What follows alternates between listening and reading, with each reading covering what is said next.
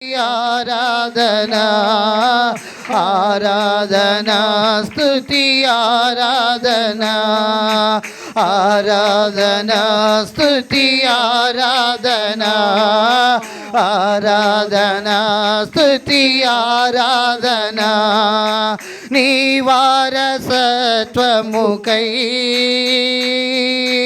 నా జయము కోరింది నీవేనని నీ వారసత్వముకై నా జయము కోరింది నీవేనని అత్యున్నతమైన సింహాసనమును నాకి చుట్టలో నీకు అసాధ్యమైనది ఏమున్నది అసాధ్యమైనది ఏమున్నది అసాధ్యమైనది ఏమున్నది అసాధ్యమైనది ఏమున్నది యూదా స్తుతి గోత్రపు సింహమా యేసయ్యా నా ఆత్మీయ ప్రగతిని స్వాధీనమా నీవే కదా మా ఆరాధనా నీవే కదా మా ఆరాధనా ఆరాధనా స్తుతి ఆరాధనా ఆరాధనా స్తుతి ఆరాధనా ఆరాధనా స్తుతి ఆరాధనా ఆరాధనా స్తుతి ఆరాధనా ఆరాధనా స్తుతి ఆరాధనా ఆరాధనా స్తుతి ఆరాధనా స్తుతి ఆరాధనా స్తుతి ఆరాధనా ఆరాధనా స్తుతి ఆరాధనా ఆరాధనా స్తుతి ఆరాధనా ఆరాధనా స్తుతి ఆరాధనా ఆరాధనా స్తుతి ఆరాధనా ఆరాధనా స్తుతి ఆరాధనా ఆరాధనా స్తుతి ఆరాధనా నీవే కదా మా ఆరాధనా నీవే కదా మా ఆరాధనా ఆరాధనా స్తుతి ఆరాధనా ఆరాధనా స్తుతి ఆరాధనా ఆరాధనా స్తుతి ఆరాధనా ఆరాధనా స్తుతి ఆరాధనా. అవును ప్రభువా, నీ ప్రజలమైన మా కొరకు ప్రభువా రాజాజ్ఞను మార్చిన దేవుడవు నీవే నాయన. నీకే వందనాలు తండ్రి, వందనాలు. నీ ప్రజలు ఇబ్బంది పడడానికి ఇష్టం ఉండదు నాయన. నీకే వందనాలు తండ్రి. నీ ప్రజల బాధల్లో నుండి వేదన నుంచి ప్రభ విడిపించే దేవుడవు నీ ఒక్కడివే నాయన. నీకే వందనాలు చెల్లించున్నాను. నీకు అసాధ్యమైనది ఏదీ లేదు నాయన. సమస్తమును నీకు సాధ్యమే నాయన. పైన ఆకాశం ఎందే కానీ క్రింద భూమి ఎందే కానీ ప్రభ సమస్తమునకు అధికారము కలిగిన దేవుడవు నీవు ఒక్కడవే నాయన. నీకే వందనాలు తండ్రి. నీవే తండ్రి. నీవు అసాధ్యములకు దేవుడవు నాయన. ఆశ్చర్యకరుడు, ఆలోచన కర్తవు నాయన.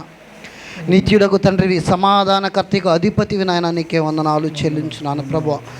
ఏమి ఇచ్చినా మీ రుణం మేము తీర్చలేము నాన్న. వేణాల్లో కొనియాడుతూ ప్రభా నీ కృప వెంబడి కృపను పొందుకుంటూ ప్రభా దినదినము నీ సన్నిధిలో పదిలపరచబడడానికి, భద్రపరచబడడానికి, ఉన్నతమైన ఆత్మీయ స్థితిలో ఉండడానికి ప్రభా మీరే సహాయం చేసి మేలు చేసి మహిమ పొందమని ఈ చిన్న స్తుతి ఆరాధన చేస్తున్నామములు సమర్పిస్తున్నాము తండ్రి. ఆమేన్.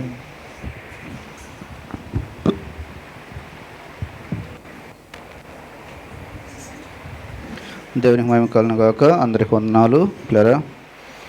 మరి ప్రత్యేకంగా మన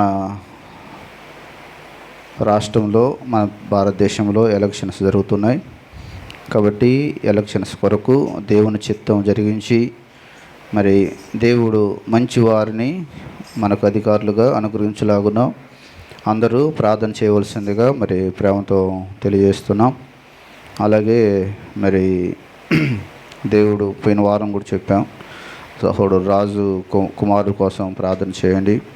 అలాగే సహోదరులు మరి కుమారుని కూడా దేవుడు ప్రేమించి చక్కని కుమారుని ఇచ్చారు. అలాగే నవ్యను కుమారును వారికి ఇచ్చిన బాబును దేవుడు దీవించి మంచి ఆరోగ్యం అనుగ్రహించలాగున ప్రార్థించవలసిందిగా మరి ప్రేమతో తెలియజేస్తున్నాం. ఈ సమయంలో పిల్లరా, దేవుని యొక్క వాక్యంలో నుంచి ఈరోజు ఒక మరి చెట్టును గురించి దేవుని యొక్క వాక్యంలో మనం ధ్యానించుకుందాం. పిల్లరా, ఆ చెట్టు పేరు అంజూరపు చెట్టు. ఎంతమంది అంజూరపు పండు తిన్నారు? చూపించండి ఎవరైనా అంజూరపు పండు తిన్నవారు. మనకు మార్కెట్లో అందరు దొరుకుతున్నాయి కదా. కాబట్టి మనం అన్ని ఫలాలు మనం రుచి చూడాలంట.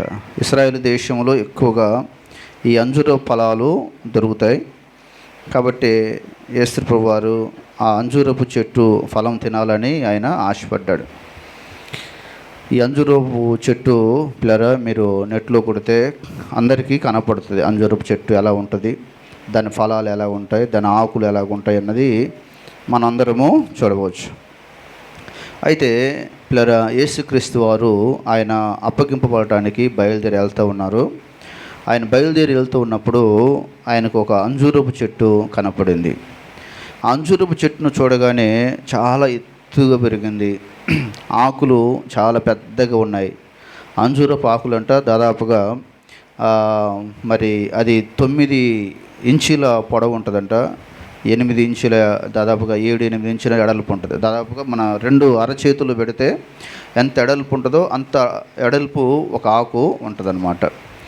కాబట్టి మరి ఆ చెట్టును చూడగానే యేసు ప్రభువారు మరి ఆయనకు ఆశ కలిగింది. ఆ చెట్టులో ఏదైనా ఫలాలు ఉంటే మరి భుజిద్దామని చెప్పేసి ఆయన శిష్యులను తీసుకొని ఆ అంజూరపు చెట్టు దగ్గరికి పిల్లరా యేసు ప్రభువారు వెళ్ళారు. యేసు ప్రభువారు ఆ అంజూరపు చెట్టు దగ్గరికి వెళ్ళి చూసేసరికి అందులో ఆకులు తప్ప లేవంట, ఫలాలు ఏమీ లేవు. ఆకులు మాత్రం పెద్దగా ఉన్నాయి, వెడల్పుగా ఉన్నాయి. కానీ పిల్లరా ఫలాలు కనపడినట్లుగా దేవునికి వాక్యంలో రాయబడింది, ఫలాలు లేవు. కాబట్టి యేసుప్రభువు వారు ఏం చేశారంటే ఆ చెట్టును చూసి ఇక ఎన్నటికీ నీవు ఫలించకపోవదుగాక అని శపించాడనమాట. శపించగానే అది కింద వేర్లు మొదలుకొని పైన చెట్టు చిటారు కొమ్మల వరకు ఆకులు, అలాగే పిల్లరా చెట్టు మొత్తం కూడా క్రింద నుంచి పైకి ఇలాంటి పై నుండి క్రింద వరకు మొత్తం కూడా ఎండిపోయింది. ఎండిపోయినప్పుడు పిల్లరా అందరూ అక్కడ ఉన్నటువంటి యేసు ప్రభువు వారి యొక్క శిష్యులందరూ చూసి ఆశ్చర్యపోయారు. ఇదేంటి, యేసు ప్రభువు వారు శపించగానే అప్పటికప్పుడే అది అంతగా ఎందుకు ఎండిపోయిందని చెప్పి అందరూ ఆశ్చర్యపోయారనమాట. ఆశ్చర్యపోయినప్పుడు పిల్లరా యేసుక్రీస్తు వారు ఆ అంజూరపు చెట్టు ద్వారా మరి దేవుని బిడ్డలకు, ఇశ్రాయేలు ప్రజలకు, లేకపోతే ప్రభువు నమ్మిన బిడ్డలకు ఒక పాఠం నేర్పించడానికి దేవుడు అది చేశాడనమాట. ఎందుకు అనగా ఆ అంజూరపు చెట్టు అనేది ఒక ఇశ్రాయేలు ప్రజలకు సాదృశ్యం. అలాగే ఇప్పుడు మనకు లేకుంటే ప్రజలమైనటువంటి మనకు ఆ చెట్టు అనేది సాదృశ్యం. దేవుని వాక్యంలో మనం చూసినప్పుడు పిల్లరా మనం అంజూరపు చెట్టులాగా మనం కొమ్మలతోటి ఆకులతోటి ఉంటే ప్రయోజనం లేదు. మనం ఫలాలు ఫలించే వాళ్ళుగా ఉండాలని దేవుడు కోరుతున్నాడు. నువ్వు సపోజ్ ఒక చెట్టు వేసావు అనుకోండి, ఆ చెట్టు మనం ఎందుకు వేస్తాం? నీడ కోసం ఒక్కటి మాత్రమే కాదు కదా, అది ఫలాలు రావాలి. ఒక టమాటా చెట్టు నాటామనుకోండి, టమాటా పళ్ళు రావాలని మనం కోరుకుంటాం. అలాగే ఏదైనా ఒక తోట నాటినప్పుడు ఇప్పుడు మన అందరికీ మామిడి పళ్ళ సీజన్ వస్తుంది. కాబట్టి మామిడి చెట్లు ఎందుకు నాటుకుంటాం? ఫలాలు వస్తాయని. ఆ చెట్టు ఒక ఫలాలు మనం తినాలన్న ఆశతోటి నాటుకుంటాం. కాబట్టి పిల్లరా యేసుక్రీస్తు వారు కూడా ఈ భూమి మీద ప్రజలందరూ కూడా ఫలాలు ఫలించాలని, వారు ఆస్వాదించబడాలని, దీవించబడాలని పిల్లరా వారి జీవితంలో అనేకమైన మేలు పొందుకోవాలని దేవుడు మనల్ని ఈ భూమి మీద ఆయన నాటాడు. కాబట్టి నాటినప్పుడు మనం ఫలించే వ్యక్తులుగా ఉన్నామా, ఫలాలు లేని వ్యక్తులుగా ఉన్నామన్నది పిల్లరా ఎప్పటికప్పుడు మనం పరిశీలించుకొని పరీక్షించుకొని, ప్రభువా నాలో ఫలాలు లేకపోతే నన్ను క్షమించండి ప్రభువా అని ప్రభు సన్నిధిలో మన పాపాలు బలహీనతలు ఒప్పుకొని పిల్లరా దేవునికి సాక్షార్థంగా, దేవునికి నమ్మకంగా జీవించడానికి మనం ప్రయత్నం చేయాలని ఈరోజు ఈ వాక్యం ద్వారా దేవుడు మనకు జ్ఞాపకం చేస్తున్నాడు. చూడండి, దేవుని యొక్క వాక్యంలో మనం ఫలించకపోతే దేవుడు ఎంత కోపగించుకుంటాడో బైబిల్లో చూడండి. మత్తయి సువార్త బైబిల్ గ్రంథంలో నుంచి చూడండి, మత్తయి సువార్తలో ఇక్కడ 3వ అధ్యాయంలో రాయబడి ఉన్నది. మత్తయి సువార్త 3వ అధ్యాయం చూడండి ఒకసారి. మత్తయి సువార్త 3వ అధ్యాయము 8వ వాక్యంలో నుంచి మనం చూస్తే పిల్లరా అక్కడ రాయబడిన మాట మనం చూడవచ్చు. లేకుంటే 7వ వాక్యం మనం చదువుదాం. 7వ వాక్యం, అతడు పరిసయ్యులలోను సద్దూకయ్యుల్లోనూ అనేకులు బాప్తిసం పొందుట చూసి, సర్ప సంతానమా, రాబో ఉగ్రతను తప్పించుకున్నట్టుకు మీకు బుద్ధి చెప్పిన వాడు ఎవడు? మారు మనస్సుకు తగిన ఫలము ఫలించండి. ఏ ఫలం ఫలించాలంట? మారు మనస్సుకు తగిన ఫలం. ఫలించకపోతే పిల్లరా ఏమవుతుంది? మేము అబ్రహాం సంతానం అని చెప్పుకున్న ఉపయోగం లేదు, మేము క్రైస్తవులమని చెప్పుకున్న ఉపయోగం లేదు, మేము దేవుని బిడ్డలమని చెప్పుకుంటూ ఉపయోగం లేదు.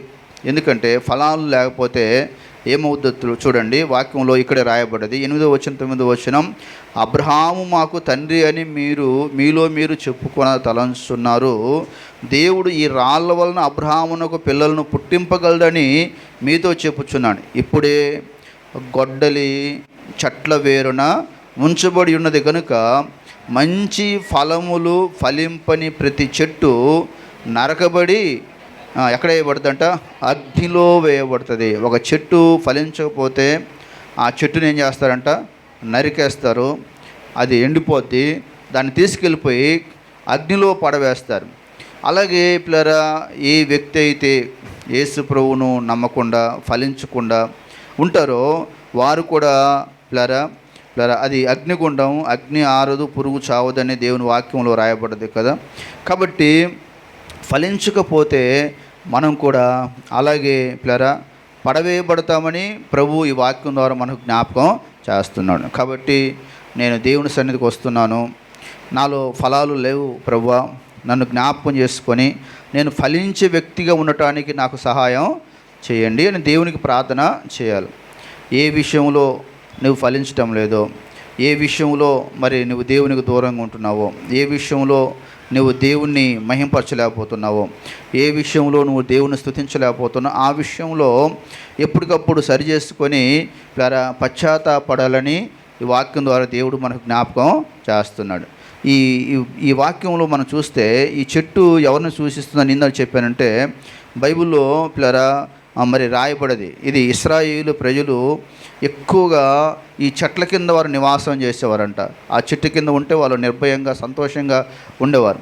అయితే ఈ అంజూరపు చెట్టు ద్వారా దేవుడు మనకి ఒక 7 పాఠాలు నేర్పిస్తున్నాడు. ఈ అంజూరపు చెట్టు అనేది ఆ చెట్టు స్థానంలో నీవు నేను మనం పెట్టుకుంటే మనం దేవునిలో ఎలాగ ఉండాలని కోరుతున్నాడో ఈ చెట్లు ఉన్న 7 లక్షణాలు మనం దేవుని ద్వారా మనం ఆస్వాదించబడి దేవుని కొరకు ఎలాగ నమ్మకంగా జీవించాలో ఈ 7 విషయాలు ఈరోజు మనం జ్ఞాపకం చేసుకుందాం. బైబిల్ గ్రంథంలో మొట్టమొదటిది మనం చూసినప్పుడు ఈ అంజూరపు చెట్టు ఇశ్రాయేలు సాదృశ్యం కదా.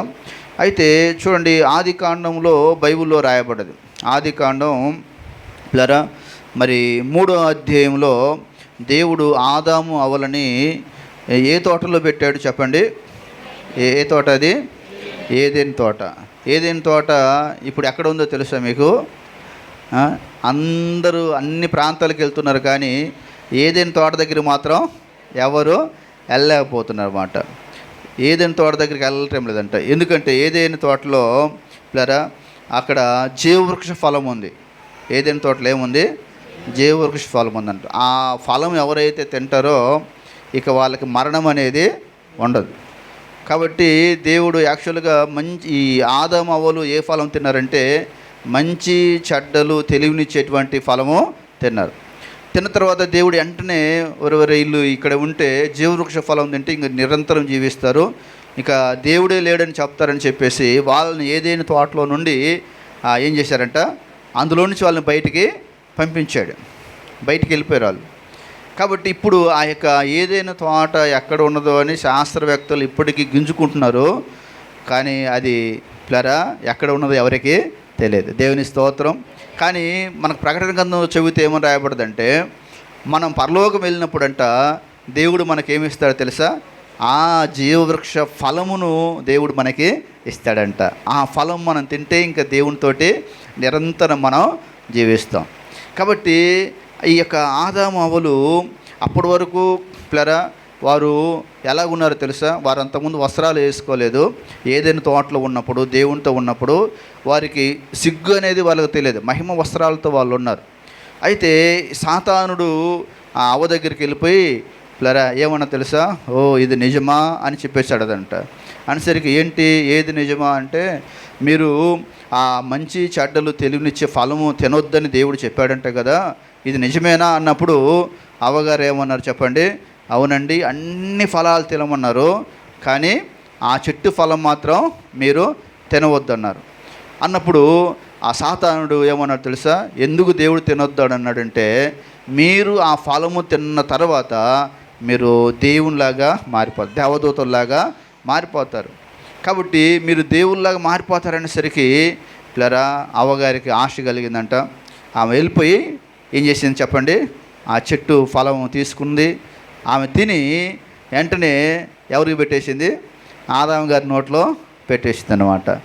ఆదాము తింటూ ఉండగానే దేవుడు వెంటనే పిల్లరా తోటలోకి ఎంటర్ అయిపోయాడు. ఆదామా నువ్వు ఎక్కడ ఉన్నావు అనేసరికి ఆ పండు అంట తిన్నగా వచ్చి ఇక్కడ ఆగిపోయిందంట. దాన్ని ఏమంటారంటే ఆడామ్ యాపిల్ అంటారు ఇంగ్లీష్లో. దాన్ని ఏమంటారు, ఇక మొగోళ్ళకి ఇంతలా ఉంటుంది కదా గుప్పలాగా, నాకు లేదులే దేవుని స్తోత్రం. కొంతమందికి ఇక్కడ చాలా గుప్పలాగా ఉంటుంది అనమాట. దాన్ని ఏమంటారు, ఆడామ్ యాపిల్ అంటారు అనమాట ఇంగ్లీష్లో పిల్లరా. అప్పుడు అది ఆగిపోయిందని చరిత్రకారులు తెలియజేస్తారు. అయితే పిల్లరా ఎప్పుడైతే దేవుడు ఆదామును పిలిచాడో ఆదాము గారు ఏమన్నారు, అయ్యయ్యా నేనేం చేయలేదు, నువ్వు నాకు సహాయం చేస్తుందని ఇచ్చావు చూసావా, ఈ అవ్వగారే ఈ పండు తినమని చెప్పింది కాబట్టి నేను తిన్నాను అన్నప్పుడు దేవుడు అన్నాడు, అవ్వ నువ్వెందుకు తిన్నావు అన్నప్పుడు, నేను తినలేదండి, ఇది సాతాను గాడు చెప్పాడు కాబట్టి నేను తిన్నా అని చెప్పారు. కాబట్టి ఇద్దరు ఒకరి మీద ఒకరు పిల్లరా నిందలు మోపుకున్నారు. అప్పుడు దేవుడు పిలవక ముందు వారు ఎక్కడికి వెళ్ళిపోయారంటే పొదల్లోకి. దేవుడు పిలిచినప్పుడు పారిపోయి పొదల చాటుకి వెళ్ళిపోయి అక్కడంట ఈ అంజూరపు ఆకులతో ఏం చేశారు, వాళ్ళు కచ్చడములు చేసుకొని వారు కట్టుకున్నట్లుగా మొదటి వస్త్రం పిల్లర మానవులు కట్టుకున్నది దేంతో చెప్పండి, అంజూరపు ఆకులతోటి కట్టుకున్నారనమాట. చూడండి, వారు పాపం చేసి ఆ పాపమును కప్పుకోవడానికి ఏ ఆకులు కప్పుకున్నారు, అంజూరపు ఆకులు కప్పుకున్నారు. నిశ్చయంగా దేవుని వాక్యం ఏమని చెప్తుందంటే, మన నీతి క్రియలంట దేవుని దృష్టికి మురికి గుడ్డలండి. మనంతటా మనం ఎప్పుడు నీతిమంతులము అవ్వలేం. ఆదాము అవ్వలు ఏమనుకున్నారంటే, ఈ ఆకులు కప్పుకుంటే మనం నీతిమంతులు అయిపోతాం, పరిశుద్ధులం అయిపోతాం అనుకున్నారు. కానీ దేవుడు ఏమన్నాడంటే, మీ అంతటా మీరు ఎప్పుడూ నీతిమంతులు కాలేరు. అందుకనే దేవుడు ఏం చేశాడో తెలుసా, వారి యొక్క ఆకులు తీసివేసి లేదా దేవుడు అంట ఒక గొర్రెపిల్లను వధించి ఆ గొర్రెపిల్ల యొక్క చర్మమును వాళ్ళకి వస్త్రముగా దేవుడు తొడిగాడు. దేవుని స్తోత్రం. కాబట్టి పిల్లరా ఆ వాక్యంలో మొట్టమొదట ఏం మనకు కనపడుతుందంటే అక్కడ పశ్చాత్తాపం. పిల్లరా ఆ అవ్వ ఆదాములు వాళ్ళిద్దరు ఏమనుకున్నారంటే, ఆకులతో మేము కట్టుకొని నీతిమంతులు అవుదాం అనుకున్నప్పుడు మీ అంతటా మీరు నీతిమంతులు కాలేరని చెప్పి వారి కోసం దేవుడు ఒక గొర్రెపిల్లను వధించి ఆ వస్త్రము ద్వారా వారికి పిల్లరా ఆ యొక్క ఆ చర్మం ద్వారా వారికి వస్త్రమును తొడిగి మీరు నీతిమంతులు కాలేరు, దేవుని ద్వారా మాత్రమే దేవుడు ఆ రోజు వారికి ప్రాయశ్చిత్తముగా ఒక గొర్రెపిల్లను వధించినట్లుగా వాక్యంలో రాయబడ్డది. కాబట్టి యేసు ప్రభువారు ఎందుకు ఈ లోకంలో చనిపోయారంటే, మనంతటా మనం నీతిమంతులు అయితే చనిపోవాల్సిన అవసరం యేసు ప్రభువుకు లేదు. మనంతటా మనం నీతిమంతులు కాలేము కాబట్టి యేసు ప్రభు మన కోసం వచ్చి మన కొరకు ఆయన ఏం చేశాడు చెప్పండి, చనిపోయాడు. చూడండి, మనం నీతిమంతులు కావడానికి చాలామంది ఆ రోజు ఆదాములు ప్లరా ఆ యొక్క అంజూరపు ఆకులను కట్టుకున్నారు. ఈరోజు నీతిమంతులు కావడానికి, స్వర్గం వెళ్ళటానికి మరి ఎన్ని తీర్థయాత్రలు వెళ్తున్నారో మనందరికీ తెలుసు. ఎక్కడికెక్కడికో వెళ్ళిపోతున్నారు జనాలు ప్లరా, ఎక్కడికెక్కడికో తిరుగుతున్నారు ప్లరా. మనంతటా మనం ఎప్పుడూ నీతిమంతులము కాలేము, కేవలం యేసుక్రీస్తు ద్వారా మాత్రమే.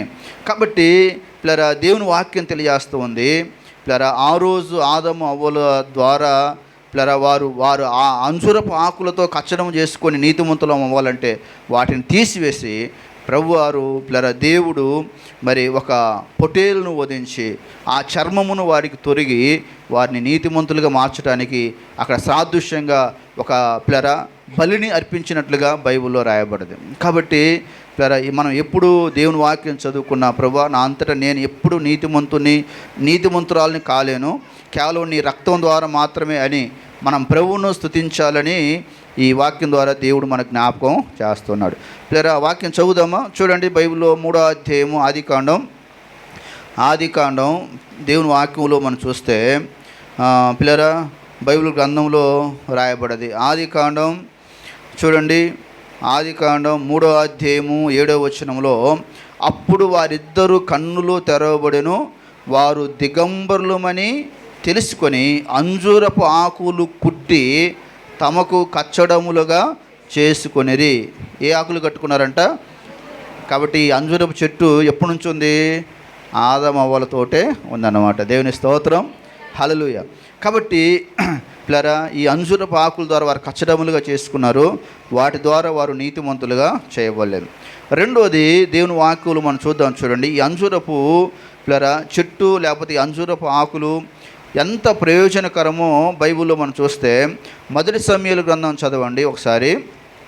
మొదటి సమూయేలు గ్రంథం బైబిల్లో నుంచి మొదటి సమూయేలు గ్రంథం 30వ అధ్యాయము, మొదటి సమూయేలు 30వ అధ్యాయము 10-11 చదవండి. మొదటి సమూయేలు గ్రంథం 30వ అధ్యాయము 10-11 వచనంలో రాయబడిన మాటలు మనం చదువుదాం. చూడండి, దావీదును 400 మందియు ఇంకను తరుముచు పోయిరి గాని ఆ 200 మంది అలసటగా బేషెరు వాగు దాటలేక ఆగిరి. ఆ 400 మంది పోవుచు ఉండగా పొలములో ఒక ఐగుప్తియుడు కనబడెను. వారు దావీదు నొద్దకు వాడిని తీసుకొని వచ్చి, వాడు 3 రాత్రింబగళ్ళు అన్నపానములు ఏమీ పుచ్చుకొనలేదని తెలుసుకొని వానికి భోజనం పెట్టి దాహమిచ్చి అంజూరపు అడలోని ముక్కను 2 ద్రాక్ష గెలలను వానికి ఇచ్చిరి. వాడు భోజనం చేసిన తర్వాత వాని ప్రాణం ఏం చేసిందంట? తెప్పరిల్లును. దేవుని స్తోత్రం, హల్లెలూయా. ఈ అంజూరపు అడలోని ముక్క తినగానే ఆ వ్యక్తికి ఏమైందంట చెప్పండి? ప్రాణము తెప్పరిల్లిందంట. ఏమైంది చెప్పండి? ప్రాణం తెప్పరిల్లడం అంటే ఏంటి అంటే అర్థం ఏంటంటే చెప్పండి? ప్రాణం తెప్పలను. చూడండి, మనం ఉదయం నుంచి బాగా ఎండలో తిరిగి అలసిపోతాం కదా. అలసిపోయినప్పుడు ప్లరా ఇక ఏమవుద్ది? మొత్తం డిహైడ్రేషన్ అయినట్టు అయిపోతాం అన్నమాట. అప్పుడు ప్లరా ఒక నీళ్ళు తాగటము లేకపోతే ఏదన్నా ఆహారం తింటే అప్పుడు మన ప్రాణం ఏమైపోద్ది? తెప్పరిల్ల చేస్తుంది అన్నమాట. ప్రాణం తెప్పరిల్లేటట్లుగా చేస్తుంది. అలాగే ఇక్కడ ఈ వ్యక్తి, ఈయన ఒక ఐగుప్తియుడు. ఈ యాక్చువల్గా ప్లరా దేవుని వాక్యంలో రాయబడ్డది, దావీదు సిగ్లగ్లో ఉన్నప్పుడు ప్లరా మరి అమాలేకీయులు అనే వాళ్ళు దండ ఎత్తి దావీదు లేని కాలంలో దావీదు భార్యలను, దావీదు సైన్యాన్ని, దావీదు కుమార్తెలు అందరినీ ప్లరా ఎత్తుకుని వెళ్ళిపోయారనమాట. ఆ యొక్క సిగ్లగ్ అనే ప్రాంతాన్ని మొత్తం కాల్చివేసి ప్లరా దావీదు భార్యలను, ఆయనతో పాటుగా ఉన్నటువంటి సైనికుల భార్యలను, వాళ్ళ పిల్లలని ప్లరా అందరినీ ఎత్తుకొని వెళ్ళిపోయి ప్లరా ఆ యొక్క ప్రాంతాన్ని, ఆ సిగ్లగ్ అనే ప్రాంతాన్ని కాల్చివేశారనమాట. కాల్చివేసిన తర్వాత దేవుని వాక్యంలో దావీదు వచ్చి చూసేసరికి అక్కడ మొత్తం ఆ ప్రాంతం అంతా కాలిపోయి ఉంది. భార్యలు కనపట్లేదు, పిల్లలు కనపట్లేదు. ఆయనతో పాటు ఉన్న సైనికులందరూ కూడా ఒక్కసారిగా, ఇదేంటి మేము ఇంత యుద్ధం చేసేది ఎవరి కోసం? మా భార్య పిల్లల కోసం కదా. కాబట్టి మా భార్య పిల్లలు లేరు, దావీదు మేము మిమ్మల్ని వెంబడించడం వలన మేము ఇంత నష్టపోయాం కానీ చెప్పి దావీదు మీద కంటే రాళ్ళు తీసుకొని రువి చంపడానికి ప్రయత్నం చేస్తారనమాట. ప్రయత్నం చేసినప్పుడు దావీదు వారి యొక్క అరుపులకు భయపడలేదు, కానీ దావీదు తన దేవుడైన యెహోవాను బట్టి ధైర్యం తెచ్చుకున్నాడు. ఎవరిని బట్టి చెప్పండి? ధైర్యం తెచ్చుకున్నాడు. అక్కడ వాక్యం ఉంది, ఏడ్చుటకు శక్తి లేనంతగా దావీదు విలపిస్తాడనమాట. అయ్యో మా పిల్లలు, చిన్నపిల్లలు, వాళ్ళకి అన్నం ఉండదు, శత్రువులు తీసుకెళ్ళిపోతే చంపేస్తారు అని చెప్పి వారంట దావీదు కంట మరి ఏడ్చుటకు కూడా శక్తి లేదు, ఏడ్చుటకు శక్తి లేనంతగా విలపించి అప్పుడు ధైర్యం తెచ్చుకున్నాడు. ఎలాగైనా సరే నా పిల్లల్ని, నా కుటుంబాన్ని, నాతో పాటు వచ్చిన వాళ్ళని నేను కాపాడుకోవాలని చెప్పి ఏం చేశాడో తెలుసా? దేవుని దగ్గర ప్రార్థన చేసుకొని బయలుదేరి వెళ్ళిపోతూ ఉంటే ఒక వ్యక్తి ఆకలికి తట్టుకోలేక ఐగుప్తీయుడు ఆ రోడ్డు పక్కన పడిపోయాడు. 3 రోజుల నుంచి అతనికి నీళ్లు లేవు, అన్నం లేవు. అలా పడిపోతే దావీదు తిన్నగా అతని దగ్గరికి వెళ్ళిపోయాడు. రే నువ్వు ఎక్కడి నుండి వచ్చావు అన్నప్పుడు, అయ్యా మేము సిక్లకని ప్రాంతానికి వెళ్ళిపోయాం, అక్కడ దావీదు అనే వ్యక్తి ఉన్నాడు, ఆయన సైన్యాన్ని, ఆయన పిల్లలందరినీ పట్టుకొని వెళ్ళిపోయాం అన్నప్పుడు ఆయన వెంటనే కొట్టి చంపకుండా దావీదు ఏం చేశారు తెలుసా? అతడికి మంచి భోజనము పెట్టాడంట. మంచి భోజనం పెట్టి ఆ యొక్క అంజూరపు అడలు అతనికి ఇవ్వగానే అది తిన్న తర్వాత అతడి ప్రాణం ఏమైంది? తెప్పరిల్లిందనమాట. అతని ప్రాణం తెప్పరిల్లింది. అతని ఇంగ్లీష్లో ఉందనమాట, హీజ్ లైఫ్ కేమ్ బ్యాక్ అని ఉందన్నమాట. అంటే అతని ప్రాణం తిరిగి తన దగ్గరికి వచ్చింది, అంట చనిపోయేటువంటి పరిస్థితి. అలాంటి టైంలో దావీదు అతనికి భోజనం పెట్టాడు, అతని ప్రాణం తెప్పరిల్లింది. అప్పుడు అంటాడు అనమాట, అయితే మేము ఇప్పుడు తరిమినట్లయితే వాళ్ళు మాకు దొరుకుతారా అన్నప్పుడు, అయ్యా మీరు దొరుకుతారు, మీరు వెళ్ళండి, ఫలాని ప్రాంతంలో ఫలాని రూట్లో వెళ్తున్నారు అన్నప్పుడు దావీదు తన సైన్యం వెంటబడి ఆ యొక్క అమాలేకీయులను పట్టుకొని వాళ్ళందరినీ చంపి అంతకంటే గొప్ప ఆస్తిని దావీదు దోపుడు సొమ్మును తీసుకుని వచ్చినట్లుగా వాక్యంలో రాయబడింది. కాబట్టి ఈ వాక్యం ద్వారా దేవుడు మనకి ఏం జ్ఞాపకం చేస్తున్నంటే, ఈ అంజూరపు ఆ పండు ప్రాణాలను ఏం చేస్తుందంట? తెప్పరేలా చేస్తుంది. దేవుని స్తోత్రం. అంజూరు పండు ఏం చేస్తుంది చెప్పండి? ప్రాణాలను తెప్పరేలా చేస్తుంది. అలాగే దేవుని యొక్క దావీదు అంటాడు, దేవా నీ వాక్యం నా ప్రాణమును ఏం చేసింది? తెప్పరేలా చేశాను. దేవుని స్తోత్రం. నువ్వు దేవుని వాక్యం తింటే, నువ్వు దేవుని వాక్యం చదివితే నీ ప్రాణం ఏమవుద్దంట? అది తెప్పరిల్లేటట్లుగా చేస్తుంది.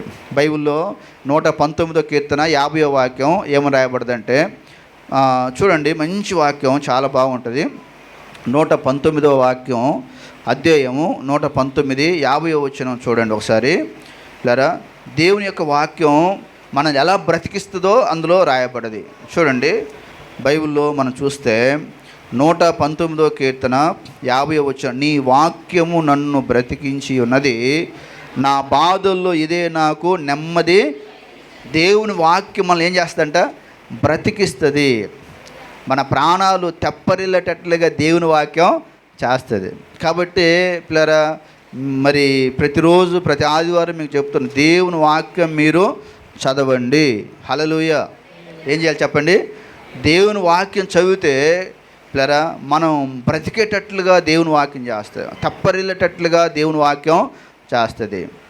దేవుని వాక్యంలో మనం చూస్తే చాలా అమూల్యమైనటువంటి మాటలు దేవుని వాక్యం గురించి బైబిల్లో మనం చూడవచ్చు. చూడండి దేవుని వాక్యంలో యెషయా గ్రంథం 40వ అధ్యాయము చూడండి. యెషయా గ్రంథం 40వ అధ్యాయము చూడండి. అలసిపోయిన వాళ్ళకి దేవుని వాక్యం ఏం చేస్తుంది బైబిల్లో చూడండి. యెషయా గ్రంథం 40 29 30 వచనంలో సొమ్మసిల్లు చూడండి, సొమ్మసిల్లున వారికి బలమిచ్చువాడు ఆయనే, భక్తిహీనులకు బలాభివృద్ధి కలుగు చేయవాడు ఆయనే. బాలురు సొమ్మసిల్లుదురు, అలయుదురు, యవనస్తులు తప్పక త్రొట్టిల్లుదురు, యెహోవా కొరకు ఎదురు చూసేవారు నూతన బలం పొందుతారంట. దేవుని స్తోత్రం. హల్లెలూయా. చూడండి, సొమ్మసిల్లే వారికి బలం ఇచ్చేవాడు ఎవరంట? దేవుడు. సొమ్మసిల్లిపోయేవారు, అలసిపోయిన వారికి, కష్టాల్లో ఉన్న వాళ్ళకి, ఇబ్బందుల్లో ఉన్న వారికి, సమస్యల్లో ఉన్న వాళ్ళకి బలం ఇచ్చేది దేవుడు. నీకు బలము దేవుడు ఇస్తాడు, ఆరోగ్యం దేవుడు ఇస్తాడు, శక్తిని దేవుడు ఇస్తాడు. దేవుని వాక్యంలో రాయబడి, దేవుని వాక్యం అంట బంగారము కంటేను మేలిమి, బంగారం కంటే అది కోరదండి. దేవుని యొక్క వాక్యం అంట తేనె కంటను జుంటి తేనె దార. ఎంత చూడండి, తేనె వేరు, జుంటి తేనె వేరు. ఆ లెవెల్లో దేవుడు మనకు ఆశీర్వాదం ఇస్తాడు. దేవుని స్తోత్రం.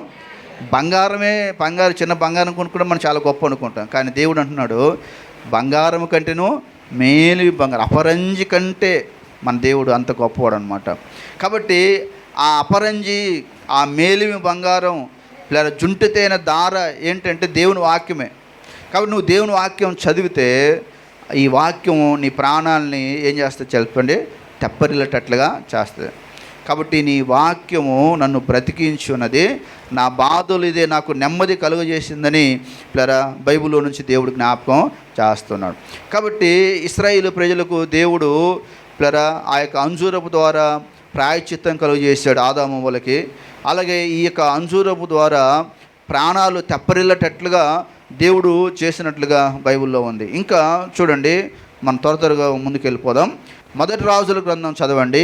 మొదటి రాజుల గ్రంథం చూడు, ఈ అంజూరం గురించి ఎన్ని మాటలు, ఎన్ని అమూల్యమైన వాక్యాలు దేవుడు రాయించారో రాయబడదు. మొదటి రాజుల గ్రంథం 4వ అధ్యాయము 25వ వచనం చదవండి. 4:25 పిల్లరా ఇవన్నీ గుర్తుపెట్టుకోండి చాలా జాగ్రత్తగా. 4వ అధ్యాయం 25వ వచనం చదవండి. సొలొమోను దినములన్నిటిను ఇశ్రాయేలు వారేమి, యోధా వారేమి, దాను మొదలుకొని బెర్షెబా వరకు తమ తమ ద్రాక్ష చెట్ల క్రిందను అంజూరపు చెట్ల క్రిందను నిర్భయముగా నివసించుచుండిరి. దేవుని స్తోత్రం.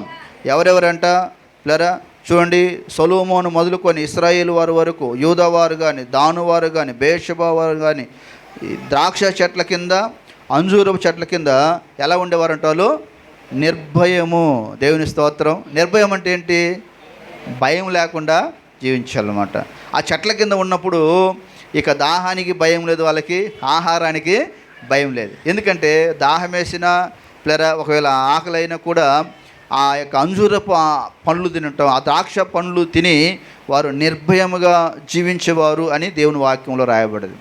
కాబట్టి నువ్వు దేవుని దగ్గర ఉంటే, దేవునితో ఉంటే నువ్వు ఏం చేయవు చెప్పండి?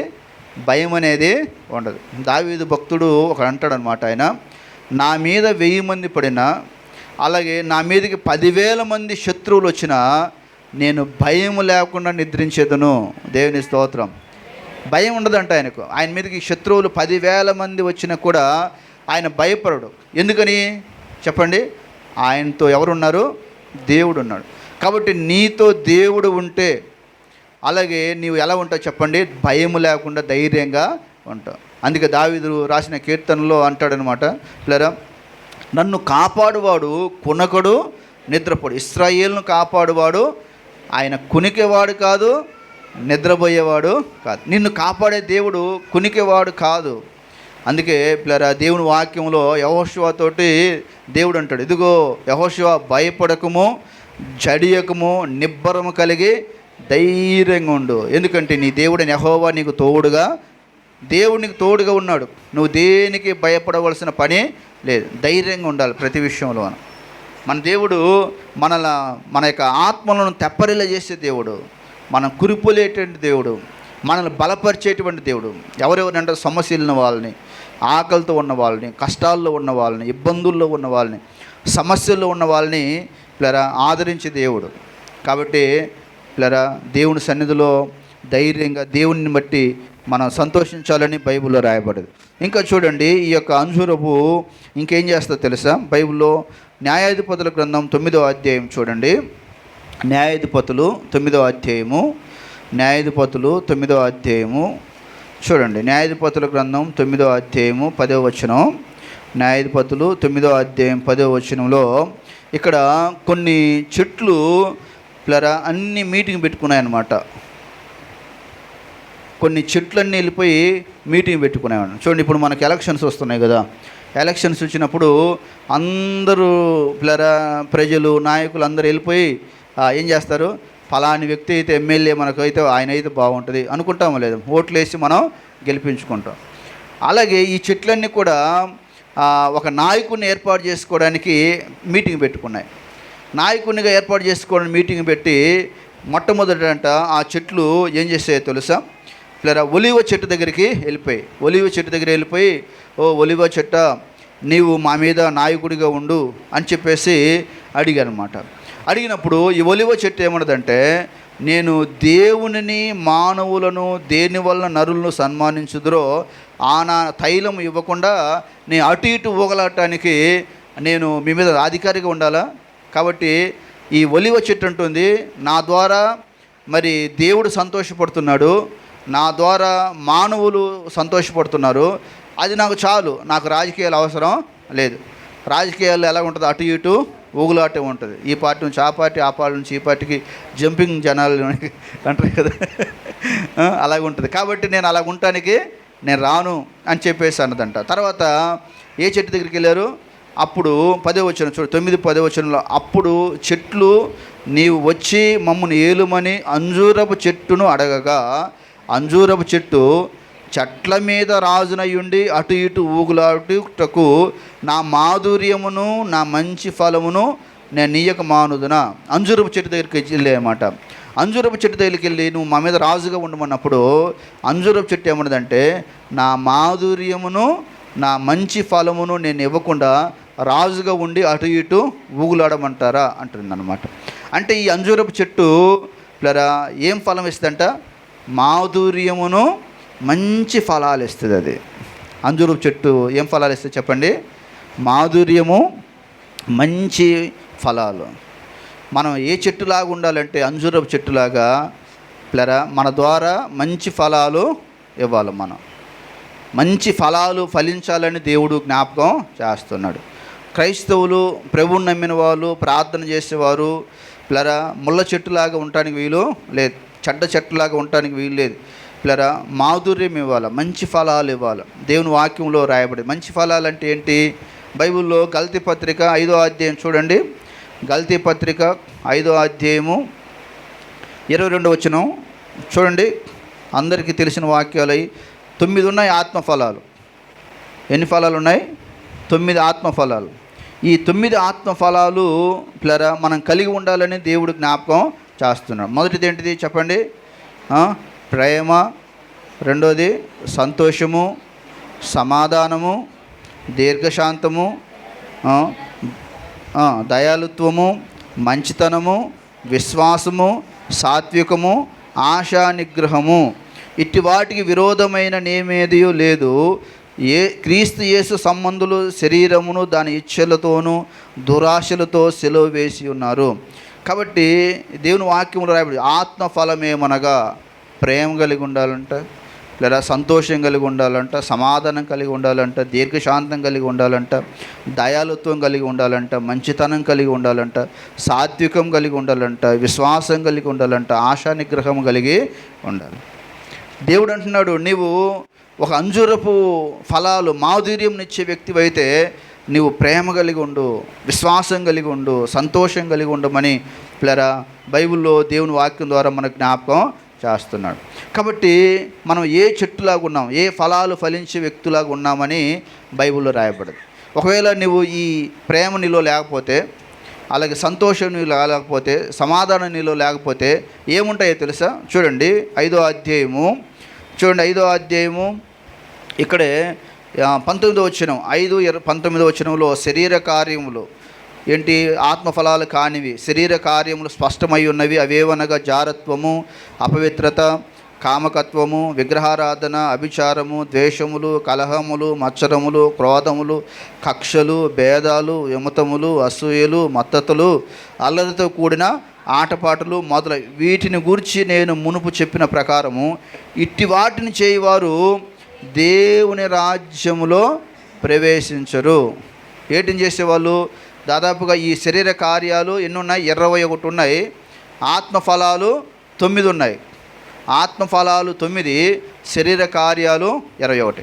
ఈ శరీర కార్యాలు ఎవరిలోనైతే ఉంటుందో, ఎవరెవరైతే విగ్రహారాధికులు ఉంటారో, ఎవరైతే జారులు ఉంటారో, అపవిత్రులకు ఉంటారో, కలహంతో ఉంటారో, క్రోధంతో ఉంటారో, కక్షతో ఉంటారో, వారు దేవుని రాజ్యములో వారు ప్రవేశింపరు. చాలా క్లియర్గా. ఎందుకు యేసుప్రభువు శపించాడంటే ఆ చెట్లో ఇలాంటి గుణలక్షణాలు ఉన్నాయన్నమాట. కాబట్టి నువ్వు భూమి మీద ఉండే ఉపయోగం లేదని దాన్ని శపించాడు దేవుడు. కాబట్టి పిల్లరా వాక్యంలో దేవుడు జ్ఞాపకం చేస్తాం, మనం ఆత్మ ఫలాలు కలిగిన వాళ్ళుగా ఉండాలి. యేసుప్రభువు వారు అన్నాడు, ద్రాక్షవల్లిని నేను, తీగలు మీరు. నాలో ఫలించే ప్రతి తీగ మరి ఎక్కువగా ఫలించేటట్లుగా నేను చేస్తాను. ఒకవేళ ఫలించకపోతే ఏం చేస్తాడంటే ఆయన ఆ కొమ్మ తీసి బయట పారవేస్తాడు. బయట పారవేయకపోతే ఏమవుతుంది చెప్పండి, అది చెట్లో లేకపోతే ఆ కొమ్మ ఎండిపోతుంది. ఎండిపోయిన దాన్ని అగ్నిలో పడవేస్తారు. కాబట్టి దేవుని వాక్యం మనం యేసు ప్రభువులో ఉన్నప్పుడే, యేసు ప్రభువులో నిలిచి ఉన్నప్పుడే నువ్వు ఫలిస్తావు. యేసు ప్రభువులో లేకపోతే మనలో ఫలాలు అనేవి ఉండవు. కాబట్టి యేసు ప్రభువులో మనం ఫలించాలి. చదవండి ఈ వాక్యం చూడండి. మీరు ఇంటికి వెళ్ళిన తర్వాత ఈ అధ్యాయం మొత్తం చదవాలి. యోహాను సువార్త 15వ అధ్యాయం. ఏ అధ్యాయం చెప్పండి? యోహాను సువార్త 15వ అధ్యాయం. ఎన్ని వచనాలు ఉన్నాయి? యోహాను సువార్త 15వ అధ్యాయంలో ఎన్ని వచనాలు? 27 వచనాలు ఉన్నాయి. కాబట్టి 27 వచనాలు ఇంటికి వెళ్ళిన తర్వాత చదువుతారా? హోంవర్క్ చదువుతారా? దేవుని స్తోత్రం, హల్లెలూయా. పెద్ద చప్పులు కొట్టండి చదువుతామన్న వాళ్ళు. ఆమేన్. చూడండి ఏమన్నాడు చూడండి. 5వ వచనంలో రాయబడ్డది, లేకపోతే 4వ వచనం, నా యందు నిలిచి ఉండుడి, మీ యందు నేను నిలిచి ఉన్నాను. తీగ ద్రాక్షవల్లిలో నిలిచి ఉంటేనే కానీ తనంతట తాను ఎలాగో ఫలింపదో, అలాగే నా యందు నిలిచి ఉంటేనే కానీ మీరు. కాబట్టి యేసు ప్రభువులో లేకపోతే మనం ఎప్పటికీ ఫలించాం. ఈ వాక్యం మనకి ఏం చెప్తుంటే, నేను మరి మంచివాడిని అని చెప్పుకుంటే ప్రయోజనం లేదు. ఎవరైతే యేసు ప్రభువులో ఉంటారో వారు మాత్రమే ఫలిస్తారు. యేసు ప్రభువులో లేకపోతే అసలు వారు ఫలించరని దేవుని వాక్యంలో రాయబడ్డది. అలాగే 5వ వచనంలో రాయబడ్డది, ద్రాక్షవల్లిని నేను, తీగలు మీరు. చెట్టు దేవుడు, మనం ఎవరు చెప్పండి? తీగలం. చూడండి, కొన్నిసార్లు మనం చెట్లు కొంతమంది వేస్తారు. ఆ చెట్టు వేసిన తర్వాత అది ఫలాలు లేకపోతే ఒక పెద్ద కట్టర్ తీసుకొని దాన్ని ఏం చేస్తారు? కట్ చేస్తారు కదా, కట్ చేస్తారు. కట్ చేసిన తర్వాత ఆ పంట రాని దాన్ని బయటపడేస్తారు. కట్ చేస్తే మరలా దానికి చిగురు పెడుతుంది, అవి పెరిగి అలాగే పంట అనేది వస్తుంది. అలాగే దేవుని వాక్యంలో రాయబడ్డది, ద్రాక్షవల్లి నేను, తీగలు మీరు. ఎవడు నా యందు నిలిచి ఉండునో, నేను ఎవని యందు నిలిచి ఉండునో వాడు బహుగా ఫలించు. నాకు వేరుగా ఉండి నేను దేవునికి ఏరుగా ఉండి నేను ఏదైనా చేస్తానంటే, దేవునికి ఏరుగా ఉండి ఎవరు ఏమీ చేయలేదు. మీ అందరికీ తెలుసు, చాలామంది గొప్ప గొప్ప సేవకులు మనం చూసాం. దేవునిలో ఉన్నప్పుడు వాళ్ళు ఎలా ఉన్నారంటే భూమిని తల్లకిందులు చేసే వాళ్ళుగా దేవుడు ఆస్వాదించారు. వాళ్ళ పేర్లు మనం చెప్పడానికి సరిపోదు. అంతకుముందు మరి దినకరన్ గారు వచ్చినప్పుడు ఎలాగ జరిగే సభలు, అవునా కదా? వాళ్ళు ఎప్పుడైతే దేవునిలో ఉన్నప్పుడు ప్రపంచవ్యాప్తంగా వాడబడ్డారు. దేవుని నుంచి వెళ్ళిపోయి ఎప్పుడైతే సంక్రాంతి గొబ్బమ్మలు చేసి పూజించారో, తీగను దేవుడు ఏం చేశాడు? పక్కన పెట్టేశాడు. జరుగుతున్నాయి మీటింగ్లు ఇప్పుడు. అంతకుముందు ఎలా జరిగాయి మీటింగ్స్, అవునా కదా? అద్భుతకరంగా జరిగాయి. మన కేఏ పాల్ గారు, నేను మెడ్రాస్లో 2021లో బైబిల్ ట్రైనింగ్ చేసేటప్పుడు మెరీనా బీచ్ అంటారు, ఆ మెరీనా బీచ్లో మీటింగ్ పెట్టారు. ఎన్ని లక్షల మంది వచ్చారంటే అసలు ఇసుకేస్తే రాలనంత జనం. ఆ స్టేజ్ మొత్తం ఎమ్మెల్యేలు, ఎంపీలు, మినిస్టర్స్ ప్లరా దాదాపుగా 15 లక్షల మంది దాకా మీటింగ్కి వచ్చారు. మరి ఇప్పుడు డబ్బులు ఇస్తాం రమ్మన్న కూడా ఎవరు వెళ్ళట్లేదు. ఎందుకని చెప్పండి? దేవునిలో లేరు. మనం దేవునిలో లేకపోతే మనం ఎందుకు పనికిరావు అన్నమాట. నువ్వు దేవునిలో ఉంటే నువ్వు అనేక మందికి ఆశీర్వాదకరంగా దేవుడు నిన్ను, అందుకే దేవుడు అంటున్నాడు, ద్రాక్షవల్లి నేను, తీగలు మీరు. నాలో మీరు ఉన్నట్లయితే మీరు బహుగా ఫలిస్తారు. బహుగా బాగా ఫలించాలి, దీవించబడాలి, ఆస్వాదించబడాలంటే నువ్వు ఎవరిలో ఉండాలి చెప్పండి? దేవునిలో. మన బైబిల్లో సౌలు అని ఆయన ఉన్నాడు. ఆయన దేవునితో ఉన్నప్పుడు చాలా గొప్ప రాజుగా అయిపోయాడు. అలాగే దేవుని నుంచి ఆయన వేరైపోయి ప్లరా ఆయనకు దేవుని విడిచిపెట్టినప్పుడు ఆయనలోకి ఏమొచ్చింది తెలుసా? ఆయనకు దయ్యం పట్టిందంట. ఏం పట్టింది అతనికి? చూడండి, దేవుని ఆత్మతో నింపబడిన వ్యక్తి దేవుని ప్రార్థన చేయకుండా, దేవుని మహింపరచకుండా, దేవుని స్తుతించకుండా ఎప్పుడైతే విడిచిపెట్టాడో అతనిలోనికి సాతానుడు ప్రవేశించాడు. ఆ దయ్యం ఎప్పుడైతే అతనిలోకి వెళ్ళిపోయిందో ఇక ఆ దురాత్మ జూరింది. ఆ దురాత్మ వెళ్ళిపోయిన తర్వాత ఇక అతనికి ప్రార్థన లేదు, దేవుని సహవాసం లేదు. వాక్యంలో దేవుని ఆత్మ సౌలును విడిచిపెట్టి వెళ్ళిపోయింది. పరిశుద్ధ ఆత్మ వెళ్ళిపోయాడు, పరిశుద్ధాత్మ వెళ్ళిపోగానే అతనిలోకి ఎవరు వచ్చారు? సాతాను, దురాత్మ అనేది వచ్చింది. ఆ దురాత్మను విడిపించడానికి దావీదు ఆయన ఒక సితార తీసుకుని వెళ్ళిపోయి ఆయన వాయించేవాడు, పాటలు పాడి వాయించి దెయ్యాన్ని ఎలగొట్టేవాడంట. కాబట్టి దేవుడు మనలో లేకపోతే ఎవరు వచ్చేస్తారు చెప్పండి? సాతాను. మన వాక్యం యూదా ఇస్కరియోతుని గురించి నేను చదివేటప్పుడు, యూదా దాదాపుగా 2 సంవత్సరాలు బాగానే ఉన్నాడు. ఆయనకి ఎప్పుడైతే డబ్బు మీద ధనం మీద ఆశ కలిగిందో అతనిలోనికి ఎవరు వచ్చారు చెప్పండి? సాతాను యూదాలో ప్రవేశించను. సాతాను వెళ్ళిపోయాడు అతనిలోకి. దేవుడు లేడు, యేసు ప్రభుతో తిరుగుతున్నాడు, యేసు ప్రభుతో ఉంటున్నాడు, కానీ అతనిలో ఎవరు లేరు చెప్పండి? యేసు ప్రభు లేడు. కాబట్టి పిల్లరా, నీలో యేసు ప్రభు ఉన్నాడా లేకపోతే సాతానుడు ఉన్నాడా అన్నది ఎప్పటికప్పుడు మనం పరిశీలించుకోవాలి. వాక్యంలో క్లియర్గా దేవుడు జ్ఞాపకం చేస్తున్నాడు, నాలో ఫలించే తీగ మరి ఎక్కువగా ఫలించేటట్లుగా చేస్తాను, అలాగే నాలో ఫలింపని ప్రతి తీగను నేను తీసి పారవేస్తాను. అలాగే దేవుడు అంటున్నాడు, ద్రాక్షవల్లి నేను, తీగలు మీరు. ఎవడు నా యందు నిలిచి ఉన్ననో, నేను ఎవడి యందు నిలిచి ఉన్న వాడు బహుగా ఫలించును, నాకు వేరుగా ఉండి మీరేమియో చేయలేరు. కాబట్టి ఇలా మనం ఎవరిలో ఉన్నాం, దేవునిలో ఉన్నామా లేదా అన్నది మనం పరిశీలించుకుందాం, పరీక్షించుకుందాం. దేవునిలో ఉందాం. దేవుడు మనల్ని దీవించి ఆస్వాదించును గాక. వచ్చే వారం జ్ఞాపకం చేసుకుందాం. కళ్ళు మూసుకోండి దయచేసి, అందరం ప్రార్థన చేసుకున్నాం. అంజూరపు చెట్టు ద్వారా దేవుడు మనతో 3 విషయాలు ఈరోజు మనకు జ్ఞాపకం చేశాడు. అంజూరపు చెట్టు అది పాపంతో ఉన్న వ్యక్తికి ప్రాయశ్చిత్తం కలుగ చేస్తూ ఉంది. రెండోది ప్రాణాలను తెప్పరిల్లేటట్లుగా చేస్తుంది. మూడోది మనం దేవుని సన్నిధిలో నిర్భయముగా జీవించేటట్లుగా చేస్తుంది. నాలుగోది మంచి మాధుర్యం, మంచి ఫలాలు ఫలించేటట్లుగా చేస్తుంది. మరి ఈ 4 చెట్లలో అంజూరపు చెట్టు 4 విషయాలు చెప్తా ఉంది. మరి నీవు ఏ చెట్టులాగా ఉన్నావు ఒకసారి జ్ఞాపకం చేసుకోవాలి. ప్రభా, నేను నిర్భయంగా, నా దగ్గరకు వచ్చిన వారు నిర్భయంగా జీవించేటట్లుగా నేను జీవిస్తున్నాను. అలాగే నేను మంచి ఫలాలు కలిగినటువంటి చెట్టులాగా ఉన్నాను. అంతేకాదు, నేను నా దగ్గరకు వచ్చిన వాళ్ళ ప్రాణాలు తప్పరిల్లేటట్లుగా చేసే వ్యక్తిగా ఉన్నాను. ఒకవేళ నేను అలాగ లేకపోతే దేవా నన్ను క్షమించండి. దేవా, ఇంకా నాకు లోకములో లోక ఆశలతో, లోక స్నేహాలతో, లోకములో ఉన్నటువంటి అలవాట్లతో నిండి ఉన్నానేమో, నన్ను క్షమించండి ప్రభువా. మంచి ఫలాలు ఫలించే చెట్టులాగా ఉండాలని ఈరోజు నాకు జ్ఞాపకం చేసినందుకై దేవానికి స్తోత్రాలని దేవునికి ప్రార్థన చేసుకోండి. దేవునికి వేరుగా ఉండి నువ్వేం చేయలేవు. నువ్వు అనుకోవచ్చు, నేను అది చేస్తాను, ఇది చేస్తాను, నాకు అలాంటి తలాంతులు ఉన్నాయి, ఇలాంటి తలాంతులు ఉన్నాయి, నాకు ఎంతో జ్ఞానం తెలివి ఉందని. చాలామంది అలాగే దేవుళ్ళు ఉన్నప్పుడు బాగానే ఉన్నారు, బయటికి వెళ్ళిపోయి మేము అది ఇది చేస్తూ ఉంటున్నారు. కానీ ఈరోజు వాళ్ళందరూ ఈగలు తోలుకునే పరిస్థితి ఉంది. నువ్వు దేవుళ్ళు లేకపోతే అలాగే అయిపోతాం. ఎందుకు పనికిరాం మనం, ఎందుకు ఉపయోగం ఉండదు. సాతానుడు మనల్ని ఏం చేస్తాడంటే, ఒక పాస్టర్ చెప్తున్నారు చూడండి, మనం మామిడి పండు తీసుకొని రసాలు తీసుకొని శుభ్రంగా ఆ రసమంతా మనం పీల్చుకుంటాం కదా, పీల్చుకున్న తర్వాత లాస్ట్కి మిగిలిపోయేది పిప్పి, ఆ టెంక మాత్రం మిగిలిపోద్ది. అలాగే నువ్వు దేవునిలో లేకపోతే సాతాడంట నీలో ఉన్నటువంటి మొత్తం సారమంతా తీసుకొని ఒక టెంకలాగా బయట వదిలేస్తాడు. అది ఎందుకు పనికిరాదు.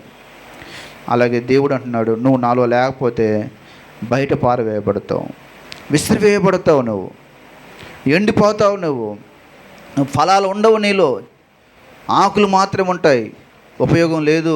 కాబట్టి నువ్వు ఎలాగున్నావో జ్ఞాపకం చేసుకోమని దేవుడు మాట్లాడుతున్నాడు. మంచి ఫలాలు ఉన్నాయా? ప్రేమ ఉందా? సమాధానం ఉందా? సంతోషం ఉందా? దీర్ఘశాంతం ఉందా? దయాలత్వం ఉందా? ఆశా నిగ్రహం ఉందా? దేవుడిచ్చిన ఆత్మ ఫలాలు కలిగిన వ్యక్తులా ఉన్నావా? ఒకసారి జ్ఞాపకం చేసుకో. దేవా, నీ మందిరానికి వస్తున్నాను కానీ దేవా, నాలో ఆకులు తప్ప ఒక్క పండు కూడా లేదు ప్రభా, ఒక్క తలాంతు కూడా లేదు ప్రభా.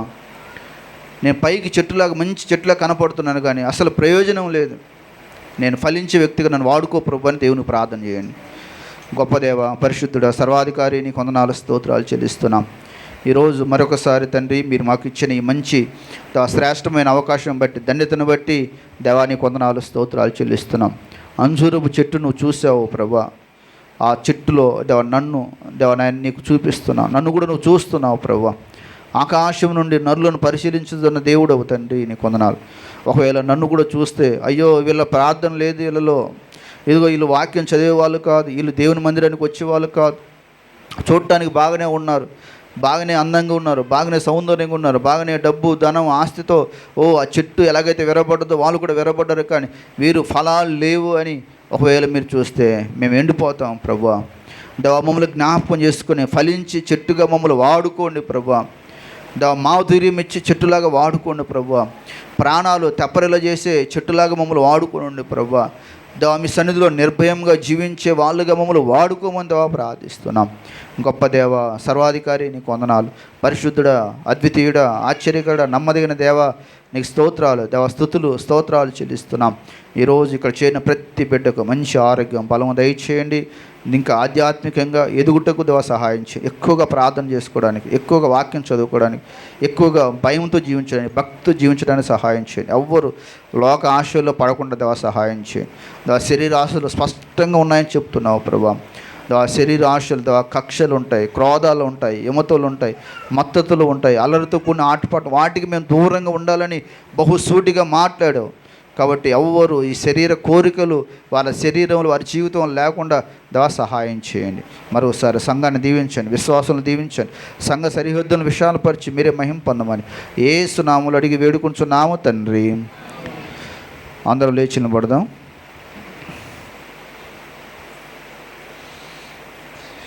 ఆశీర్వాదం భుల్మా మీద వర్షింపచేయుమీషా,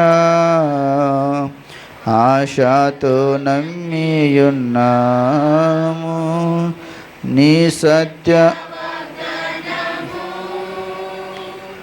ఈ మాహి మీద కృమ్మరించుము దేవా.